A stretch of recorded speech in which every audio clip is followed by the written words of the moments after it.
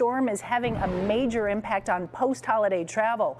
All day, people traveling to and from O'Hare and Midway airports have experienced lengthy delays, as well as hundreds of cancellations. Our Randy Gyllenhaal is at O'Hare. He's got more. Yeah, it's a combination of the snowstorm outside and incredible Thanksgiving bookings. A lot of people at the airport seeing delays and cancellations, with O'Hare seeing the most disruption.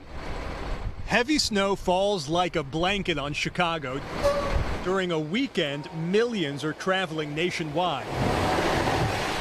O'Hare with some 1,200 canceled flights. I miss my kids and my husband back home in South Carolina. Many here stuck, missing connections, or sitting on the tarmac for hours. Sat there for about 4 or 5 hours, and then they said they just couldn't make it out. Susan Carrington was just hoping to get south for a cruise. In the sunshine with bikinis on.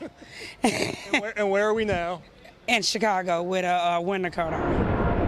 Despite delays, many flights were taking off, averaging an hour plus behind schedule. Flight's still good for now. We're on track to get home. Travel by car also very tricky. Roads covered with snow. Downtown Chicago seeing intense lake effect snowfall, while Indiana with a 50-car pileup near Terre Haute on I-70. We are seeing cars slide off, hit the concrete median barriers. They're hitting guardrails. They're also just getting stuck in the ditch. People have the mentality sometimes of it's not going to happen to me. Well, I'm here to tell you it can and it will happen to you if you drive fast.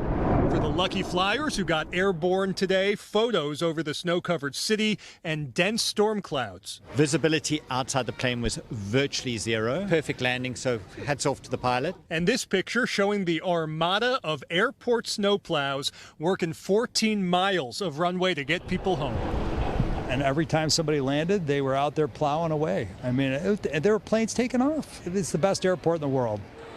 All those delays and cancellations will ripple into tomorrow. Sunday expected to be the busiest travel day around Thanksgiving, with that storm now moving east. At O'Hare, Randy Gyllenhaal, NBC5 News.